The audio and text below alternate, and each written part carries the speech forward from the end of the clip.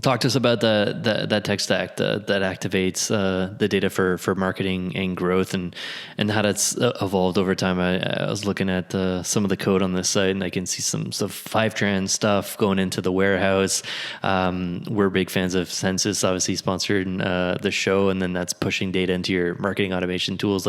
Curious about that journey on the tech stack side. Yeah, we were pretty early on the Fivetran side. So we quickly went to a centralized data warehouse. So have kind of Redshift on the back end. Quickly went to, in the early days of forming that BI team, adopting Fivetran to just do the ETL, just get all the data from all of our different systems into one place.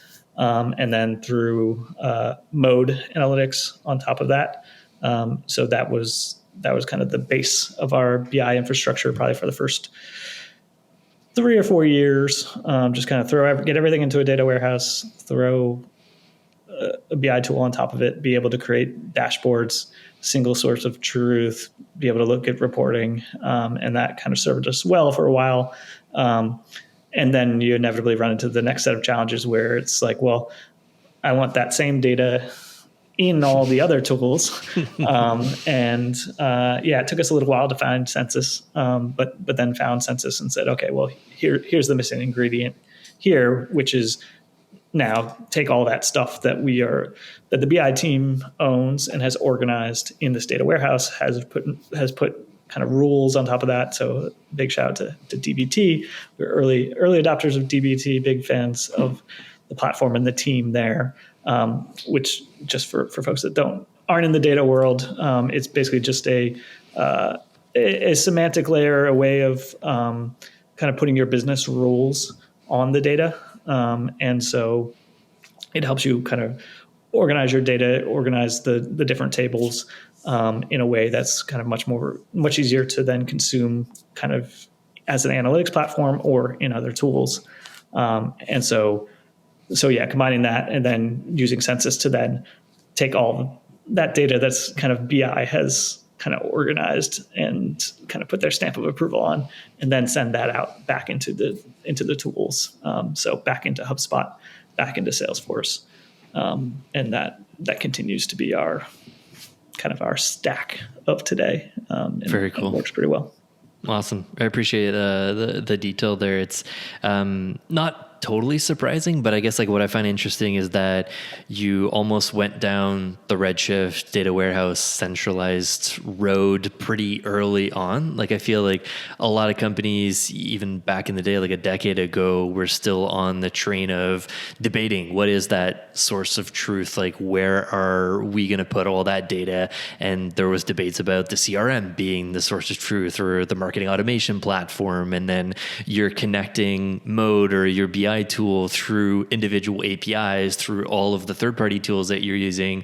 But you guys kind of like were ahead of the curve there and foreseen this idea of having the centralized data warehouse and Redshift kind of from the ground up. So I guess that saved you a lot of time several years down the road. But curious if you can share any details on that decision pretty early on.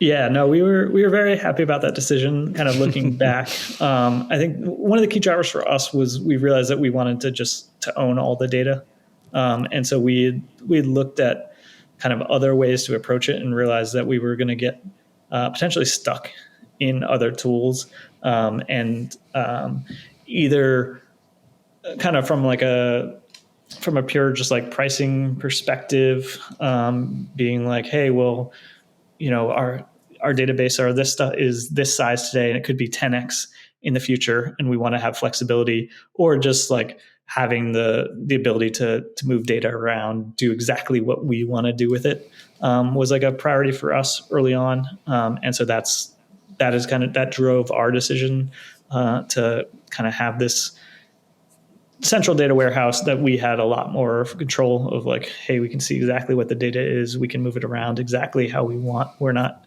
held captive by other tools or platforms or by other schemas.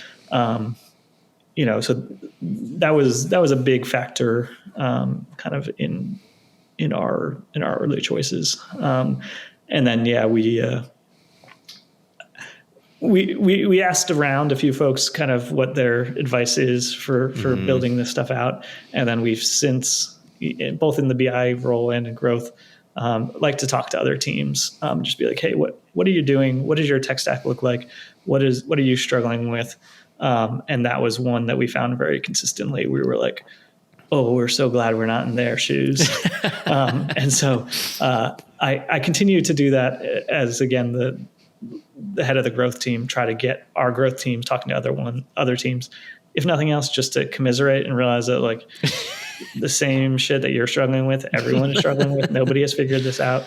Other people have worse situations, worse setups. There's conflict with sales and marketing. And it's like, that's not unique, that everyone faces that. So that's been becomes a big therapy session. Exactly.